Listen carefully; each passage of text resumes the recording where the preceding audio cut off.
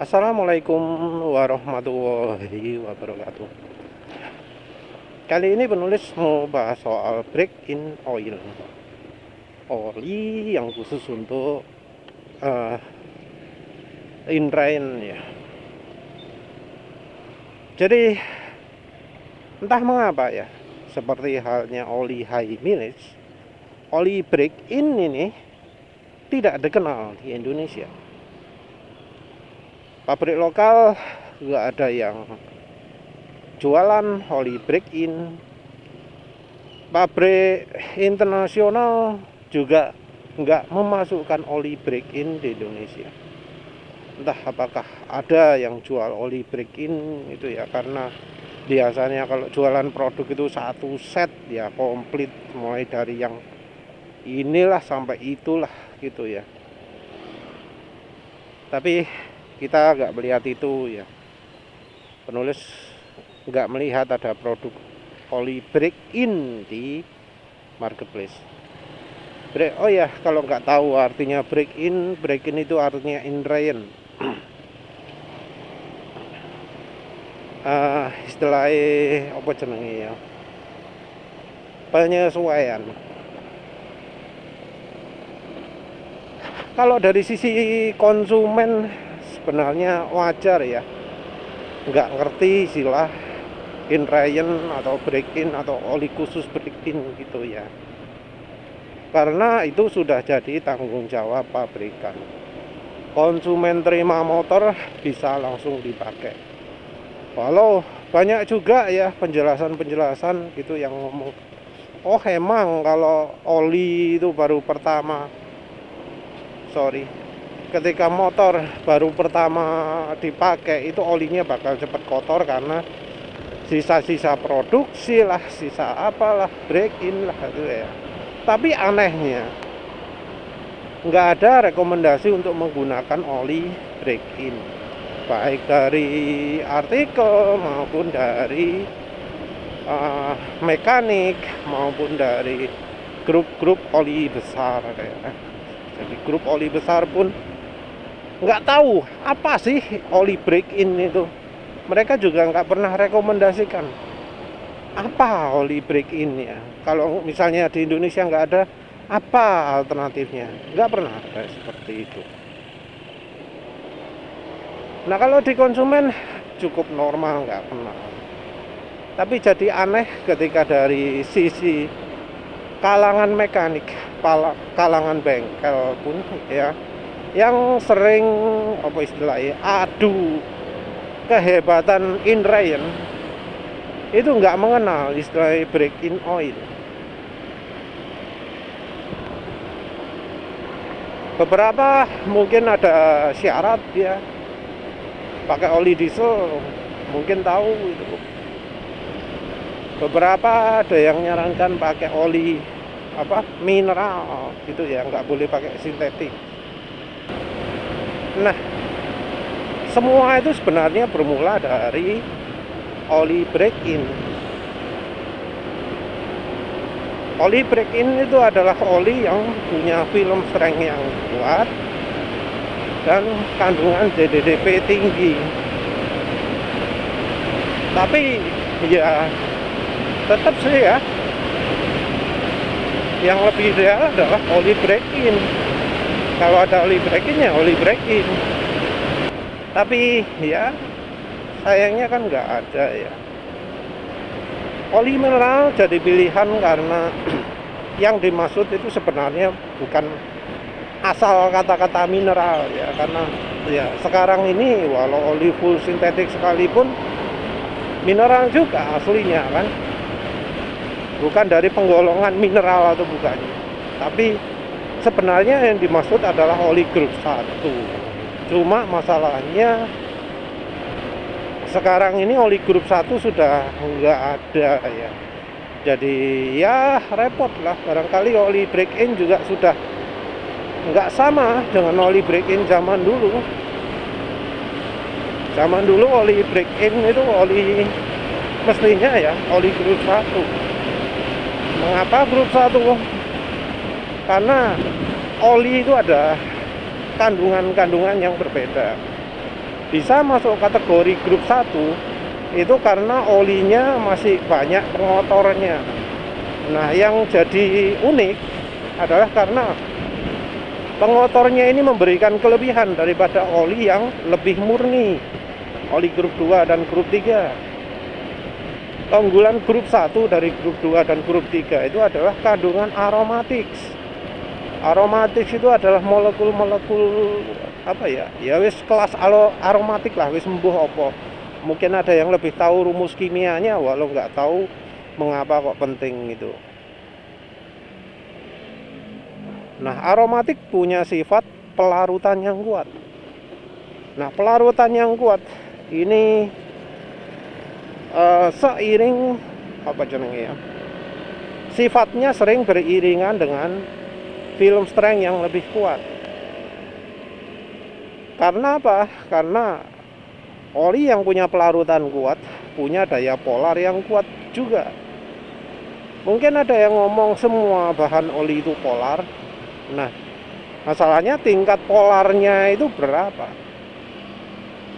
Dan di dunia pelumas, bukan di buku Perry nggak nyebut sama sekali seperti itu. Buku Perry-nya teknik kimia yang nggak ada sebutan soal itu, nggak ada penjelasan sama sekali soal itu. Tapi di dunia pelumas, di penjelasan pelumas, baik secara akademis maupun dari website lembaga oli atau pabrik oli, diakui bahwa oli grup 1 itu film strength paling bagus. Apa sih maksud film strength itu? Film strength itu berpengaruh pada licin. Kalau dalam bahasa Inggrisnya lubricity, faktor melicinkannya. Nah, licin ini tentu akan membantu ketika melakukan inrayen, di mana ada part-part yang mungkin gak pas yang membuat mesin ini rotok sesek, ya, agak apa jenenge, agak macet gitu ya. Salah satu hal yang ingin dihindari ketika inrayen itu adalah silinder macet.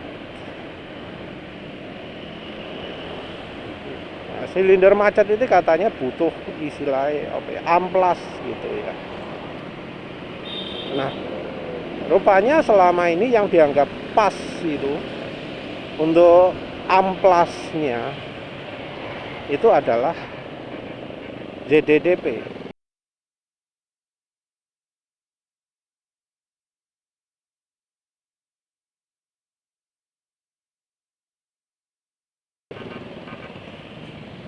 Bahkan sampai sekarang pun ketika ditemukan bahan yang lebih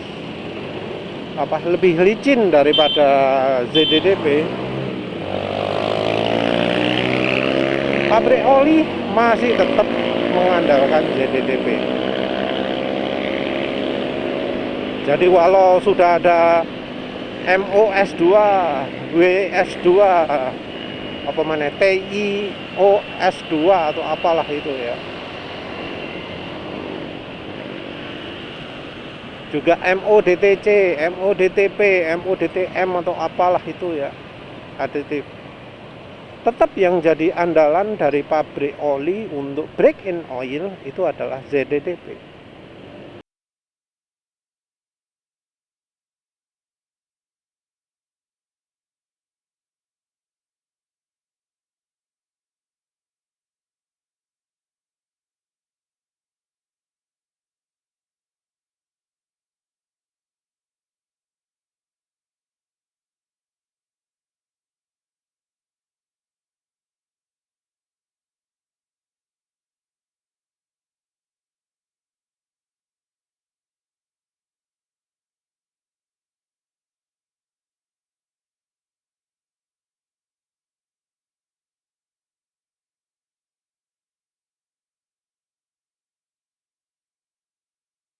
Unik ya itu ya, mengapa kok bukan moly, mengapa kok bukan titanium, tungsten gitu ya.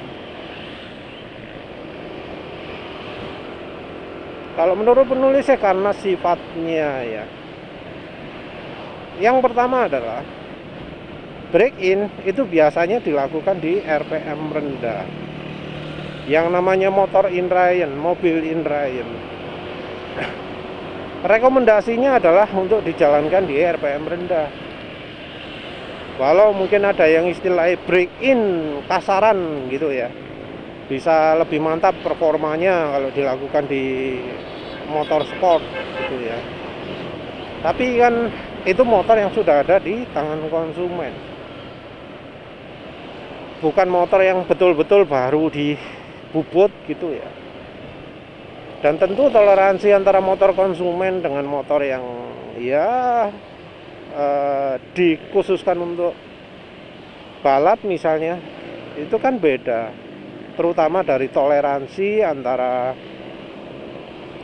piston dan silindernya. Biasanya bakal lebih kecil daripada versi pasaran, sehingga butuh inline itu. Nah, aditif oli itu beda-beda kerjanya. Jadi enggak mentang-mentang ada molybdenumnya terus langsung licin. Enggak. Harus ada beberapa syarat ya. Syaratnya adalah gesekan yang terjadi itu menimbulkan suhu yang tinggi. Syarat yang kedua adalah gesekan yang terjadi menimbulkan tekanan yang tinggi. Jadi antara logam satu dengan yang lain itu harus mempunyai tekanan yang besar sebelum aditif itu mulai melindungi permukaan logam yang saling bergesekan. Jadi satu butuh panas, satu butuh tekanan. Dan tentu ada lagi yaitu waktu. Jadi kerjanya nggak instan, nggak terjadi kapanpun. Contoh lah, kasarane penulis jalan kalem-kalem kayak gini, ada kemungkinan aditif ZDDP-nya, aditif ya mau ZZDP ada, ataupun molinya belum mulai bekerja.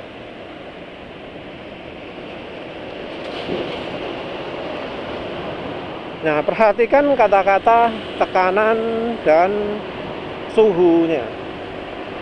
Nah, kalau di motor,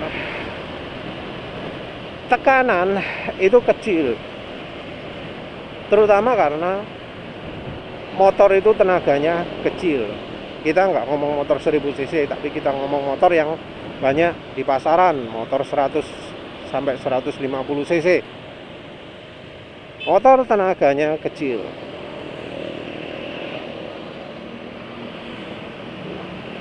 Yang kedua adalah RPM-nya tinggi. Jadi yang bisa mempengaruhi kemampuan oli itu adalah satu tekanan, yang kedua adalah pergesekan kecepatan pergerakan antar komponen. Kalau pergerakan antar komponen pelan, nah itu olinya jadi lebih terbebani daripada ketika pergerakan cepat. Tentu ini ada istilahnya sweet spot gitu ya. Oli itu nggak bisa melindungi dengan baik kalau kecepatan pergerakannya terlalu pelan. Tapi di motor RPM-nya cukup tinggi. Nah, tapi ketika motor ini sudah mencapai kecepatan tinggi, beban dari mesin jadi meningkat. Karena terutama harus melawan angin itu ya. Harus melawan angin, terus tenaganya biasanya di RPM tinggi, tenaga mesin itu lebih besar. Nah, di motor beban paling tinggi itu terjadi di kecepatan tinggi. Kalau yang di NMAX ini sekitar kecepatan 80 ke atas, 70 ke atas. Jadi di atas 70 baru aditif kayak molybdenum itu mulai bekerja. Nah, tapi Yang aditif ZDDP itu sudah mulai kerja ketika RPM rendah. Jadi kalau mesin idling atau motor dipakai jalan nyantai di kecepatan 20 km per jam. Itu yang menurut penulis situasi di mana ZDDP mulai bekerja. Nah, di kecepatan 40 ZDDP nggak begitu banyak efeknya. Ini terasa kalau misal motor pakai oli yang aditifnya minim gitu ya. Jadi suara mesin biasanya paling halus kalau jalan antara 40 atau 50 di motor NMAX ini. Nah, Indrayant itu jalannya di selain RPM idling juga RPM rendah. Petunjuk break in normalnya pabrik ya, atau yang banyak dipakai itu adalah kalau lagi pertama jangan dipakai gaspol, jangan dipakai RPM tinggi. Dan dari profesionalnya sendiri ya sudah ada yang mengalami sendiri mesin jadi macet ketika dipakai di RPM tinggi. Jadi makanya banyak yang menganut itu RPM-nya rendah. Dan di RPM rendah tekanan nggak begitu besar. Selain itu pergerakan komponen juga cukup cepat. Jadi makanya dipilih ZDDP. Nah, mengapa kok oli biasa itu nggak layak jadi oli break-in? Yang pertama dari bahan oli oli full sintetik atau oli, kebanyakan oli di pasaran sekarang itu bahannya adalah dari bahan grup 2 atau grup 3. Ya, sekalipun ada PAO pun sebenarnya sama saja. Kelemahan dari oli grup 2, grup 3, grup 4 itu adalah film strength yang lemah. Film strength dalam artian lubricity-nya, daya licinnya lemah. Jadi makanya kalau pakai oli-oli sekarang, suara kendaraan itu cenderung kasar. Walau itu olinya oli kental ya. Oli 20W 50 modern itu kasar suaranya dibanding dengan oli ya grup 1 kayak Mesran itu. Beda lah. Walau Mesran itu termasuk aditifnya gak banyak, tapi anehnya bisa lebih halus ya, karena memang bahan olinya yang jadi penyokong utamanya. Selain dari bahan oli, aditif oli modern, trennya aditif oli modern itu adalah minim ZDDP. Minim ZDDP ini adalah karena tren untuk mengurangi kandungan sulfated asnya, mengurangi sulfated as fosfor sulfur atau disingkat SAPS. Kalau diperhatikan kan ada ya beberapa oli yang tulisannya low SAPS. Nah, itu adalah tren oli sekarang. Walau nggak ada tulisan seperti itu, oli-oli sekarang, standar oli sekarang juga menuntut kandungan sulfur, kandungan fosfor yang kecil. Kandungan sulfur ini penting karena kandungan sulfur itu akan dipengaruhi oleh aditif anti aus juga. Jadi ZDDP, terus molybdenum, terus titanium, tungsten, macam-macam itu akan mempengaruhi kadar sulfur di oli. Nah, itu diharuskan dikurangi. Kalau di API, standar API kalau nggak salah maksimal 600 ya. Standar Dexos ya hampir sama.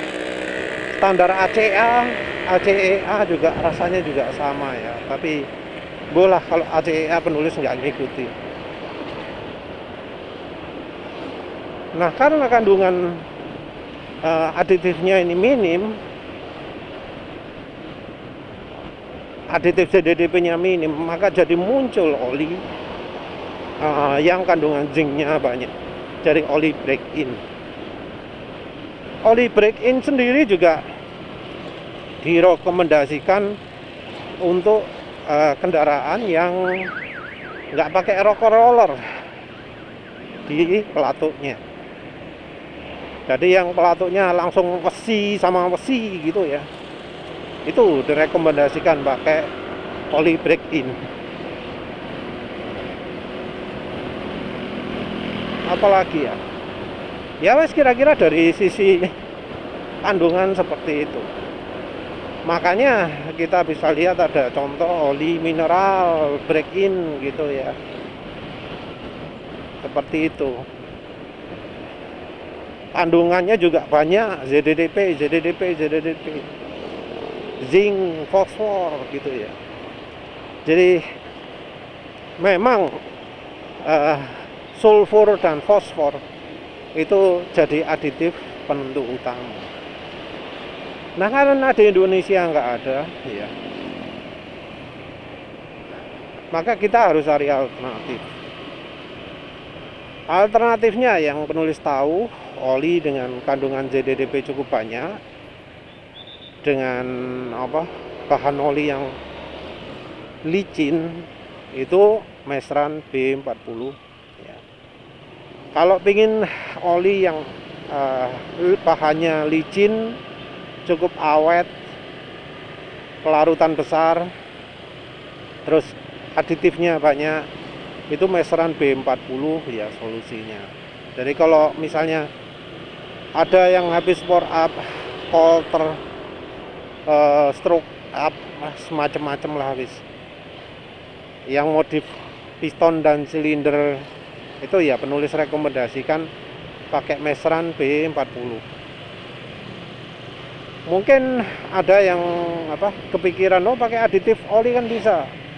Nah, kalau ada yang suka pakai aditif oli, rasanya cuma merek STP saja ya yang mengandalkan aditif ZDDP. Kalau yang merek-merek lain andalannya aditif lain lagi. Tapi perhatikan kalau pakai aditif STP, kemungkinan umur oli jadi makin pendek. Seperti itu. Ya wes lah, itu aja. Terima kasih udah menonton. Assalamualaikum warahmatullahi wabarakatuh.